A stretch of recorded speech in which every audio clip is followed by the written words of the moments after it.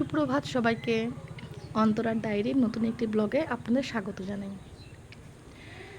আজ হলো মঙ্গলবার। মঙ্গলবারের সকালটা আপনাদের সাথে আমার গাছের ফুলগুলো দিয়ে শুরু করলাম। বেশ পরপর 3-4 দিন ধরে বৃষ্টি হয়েছে, তো রেন লিলিগুলো খুব সুন্দরভাবে এখন হচ্ছে। হলুদ গাছটা একটু কম ফুল দিচ্ছে, গাছটা ছোট, সামনের বছর থেকে আশা করি বেশ ফুল দেবে। মাঝখানে নীলকণ্ঠ গাছটা একদম ফুল দেওয়া বন্ধ করে দিয়েছিল, আবার ওকে কিছু সার টার দেওয়ার পরে দেখছি বেশ 4-5টা করে ফুল ফুটেছে। যেটুকুনি হয় তাতে আমার খুব ভালো করে পুজোটা হয়ে যায়। এইটা হলো আমার সেই আলামন্ডা গাছটা, এখন আমাকে ছাড়িয়ে গেছে, এত বড় হয়ে গেছে। এই ফুলগুলো একটু কমই ফুটছে, কদিন ধরে লাগাতার বৃষ্টি হলো, তো একটু রোদ না হলে এদের খুব একটা সুবিধা হয় না। মোটামুটি ফুটছে। আর এইখানে আমি নয়নতারা গাছ দুটো একসাথে লাগিয়েছি, একটা হাইব্রিড আর একটা দেশি। হাইব্রিডটা একটু দেখতে বেশি সুন্দর লাগে, দেশিটাও কম কিছু যায় না। রজনীগন্ধার কোনো দেখা নেই ফুলের, শুধু গাছ হয়ে বসে আছে। হলুদ গাছটা দেখুন কত সুন্দর বেড়ে উঠেছে। আর এটা হচ্ছে আমার বাগানের নতুন সদস্য, মার্বেল মানি প্লান্ট। গাছপালা দেখা হয়ে গেছে, রান্নাঘরে চলে এলাম। গরম জলটা করে নিচ্ছি, গরম জলটা খেয়ে নেব এক গ্লাস। সকালে ঘুম থেকে উঠে ছেলে নিজের মতো করে জলটা বানিয়ে খেয়ে নেয়। আর আমি ছেলের জন্য ভাত বসিয়ে দিয়েছি, ও ভাত খেয়েই স্কুলে যায়। চুলটা এত পড়ছে, তার জন্য ভাবছি একটুখানি যত্ন করি।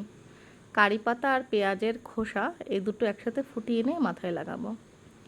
যেটুকুনি বেঁচে আছে চুল, চেষ্টা না করলে খুব মুশকিল। এই বয়সে চুল যদি পড়ে যায় তাহলে সামনের দিনগুলো কি করব কে জানে। একটু চেষ্টা চরিত্র করি, যদি যেই কটা আছে সেই কটাকে আটকে রাখা যায় কিনা। এটাকে স্নানের আগে আধা ঘন্টার জন্য মেখে তারপর শ্যাম্পু করে নেব। আজকে ওয়েদারটা বড়ই মেঘলা, ক্যামেরায় ঠিক বোঝা যাচ্ছে কিনা জানি না, তবে এই সময় সুন্দর রোদ উঠে যায়, আমার রান্নাঘরে পুরো আলো হয়ে যায়। আজকে বেশ অন্ধকার অন্ধকার টাইপের, মেঘলা মেঘলায় চলছে। সকাল থেকে 2-1 বার বৃষ্টি হয়ে গেছে বটে, দেখলেই বোঝা যাচ্ছে রাস্তা ফাস্তা সব ভিজা। আজকে আবার আমার অনিতা আসেনি, কিছু রাত্রের বাসন রয়ে গেছিলো, সেইগুলো এখন ধুয়ে নেব। সকালবেলায় ছেলেকে খাইয়ে দিয়ে পাঠিয়ে দিয়েছি, হাজব্যান্ডকেও একটু হালকা করে ব্রেকফাস্ট করিয়ে দিয়েছি। ছেলেটা রোজ বায়না, ওর নাকি দেরি হয়ে যায়। 8টা 15-তে স্কুল, 7:30টায় স্কুলে যাওয়ার জন্য পাগল হয়ে যায় একদম। একটু রাগ রাগ হয়ে স্কুলে গেছে, কেন ওকে দেরিতে পাঠানো হয়। ছেলে স্কুলে চলে যাওয়ার পরে রান্নাঘরে গেলাম, গ্যাস ওভেনটাকে পরিষ্কার করে নিচ্ছি। সকালবেলা একবার রান্নাবান্না হয়ে যাওয়ার পরে গ্যাস ওভেনটা সুন্দর করে মুছে রাখি। হঠাৎ করে মনে হলো যাই একটু বাইরে গিয়ে চা খেয়ে আসি। সবসময় হাজব্যান্ডের সাথে বেরোতে ভালো লাগে না, হাজব্যান্ডের সঙ্গে বেরিয়ে কেমন যেন একটু বোর বোর লাগে। সেই জন্য পাশের থেকে আমার যে বন্ধুটি আছে ওকে ডাকলাম, আর আমার সাথে যিনি পাশে ভাড়া থাকেন সেই ভদ্রমহিলাকেও বললাম চলুন চা খাইয়ে নিয়ে আসি আপনাকে। আর এই ছেলেটি কাজ করতে এসেছিল নিচে, তো ওকে বললাম একটু মোটরটা চালিয়ে দিতে। জলটা না ভরে রাখলে মাঝে জল নিয়ে যা বিপদে পড়েছিলাম, সেই রিস্কটা আর নিচ্ছি না। আমরা 3জন মিলে চললুম এবার চা খেতে। মাঝে মাঝে এরকম ধাবায় গিয়ে চা খেতে বেশ ভালোই লাগে। 3জন মিলে চাটা খেয়ে নিয়ে এবার যাওয়া যাক। দেখি, ভাবছি একটা নার্সারি আছে এই আশেপাশে, একটু গিয়ে দেখে আসি। গাছ কিনি বা না কিনি, গাছ দেখতে যাওয়া কিন্তু একটা দারুণ নেশার মতো হয়ে গেছে আমার। এই নার্সারিটা, এটা পার্মানেন্ট নয়, এনারা ভদ্রলোকেরা, ওনারা পশ্চিমবাংলা থেকে 2-3 মাসের জন্য আসেন, ব্যবসা করে আবার চলে যান, আবার সিজনালি এনারা আসেন। তো এই যে বর্ষায় ওনারা এসেছেন আর আসবেন শীতকালে। বেশ কিছু গাছ ওনারা এনেছেন, একটু দেখছি চারিপাশটা ঘুরে ঘুরে।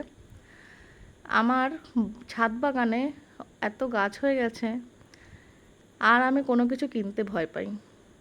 আর গেলেই হাজব্যান্ড আমাকে মানে তিনি আমার থেকে বেশি ভয় পান আমি যেন নতুন কোনো গাছ কিনে নিয়ে আসি। যখনই যাই কোনো নার্সারিতে নতুন নতুন গাছ দেখলে একটু দাঁড়িয়ে দেখে নিই, কিনি বা না কিনি, দেখতে তো আর বাধা নেই। বেশ অনেক গাছপালায় ওনারা এনেছেন, তবে বললেন এইবার বিক্রি একটু মন্দা আছে। এই দুমকা মার্কেটে এত বেশি নার্সারি হয়ে গেছে না, একজনের সাথে আরেকজনের ভীষণ কম্পিটিশন চলে। তো যাই হোক, ঘুরে ঘুরে একটু দেখে নিলাম গাছপালা। এবার আমরা তিনজনে চললুম বাইপাসের উদ্দেশ্যে। বাইপাসে ধারেই এখানে আমাদের মেডিকেল কলেজ তৈরি হচ্ছে, দুমকা মেডিকেল কলেজ। কলেজটা দেখতে দেখতে যাচ্ছি, আর রাস্তাটায় আমরা তিনজনে মিলে বেশ গান করতে করতে মজা করতে করতে চললাম। আমাদের এখানকার রাস্তাঘাটগুলো এত সুন্দর, মনে হয় বেশ গাড়িতে অনেকক্ষণ থাকতে পারি। বেশ ভালো লাগছে ওয়েদারটা আজকে। এখন প্রায় 9টা সাড়ে 9টা হবে, রোদের দেখা কিন্তু নেই, আকাশ মেঘলা, মনে হচ্ছে যে কোনো সময় বৃষ্টি হলেও হতে পারে। তো যাই হোক, বৃষ্টি হলে আমাদের কোনো চাপ নেই, গাড়িতে করে বেশ তিনজনে বকতে বকতে চললাম। এইরকম মাঝে মাঝে দিন কাটাতে বেশ ভালোই লাগে। সেই তো রোজকার রান্না বান্না, ঘরকন্নার কাজ, স্বামী সন্তান সবাইকে দেখা বলা করা, মাঝে মাঝে একটু বন্ধুদের সাথে মজা মস্তি করাও ভালো। তিনজনে মিলে আবার বসে বসে রিলও বানিয়ে নিচ্ছি। একজন গাড়ি চালাতে চালাতেও রিল বানাচ্ছে, কোনো টেনশন নেই। যাই হোক না কেন, রিল কিন্তু বানানো ছাড়া চলবে না। চলুন, সুন্দর একটা সকালে আমরা কাটালাম। বাড়িতে এসে ফটাফট রান্না বান্না করে নিয়ে স্নান সেরে পুজোটাও করে নিলাম। এই যে আজকে গাছে এই 2টো কালারের জবা হয়েছিল, তা দিয়ে আমার পুজো হয়ে গেছে। সাথে কিছু বেলফুলও নিয়ে নিয়েছিলাম। দুপুরবেলায় আজকে আমাদের খুব সোজা সিম্পল খাবার দাবার ছিল। আজকে আর শশা ছিল না, একটু লেবু আর পেঁয়াজ আমি কেটে নিচ্ছি। কাঁচকলা সবজির সাথে হাজব্যান্ডের আবার পেঁয়াজ খেতে খুব ভালো লাগে। আজকে আমি বানিয়েছিলাম মুসুরির ডাল, আলু ভাজা, কাঁচকলা আর আলু দিয়ে একটা নিরামিষ তরকারি। দুপুরবেলা এটাই আমাদের খাওয়া দাওয়া হলো, একটু বিশ্রাম নিয়েছিলাম।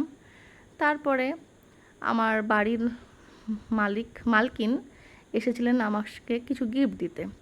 এখানে শ্রাবণ মাসে সবাই একে অপরকে সবুজ রঙের চুড়ি, সবুজ রঙের নেল পালিশ, সিঁদুর, মেহেন্দি, টিপ সব উপহার দেয়। এটা এখানকার রীতি। চলুন আজকের মতো শেষ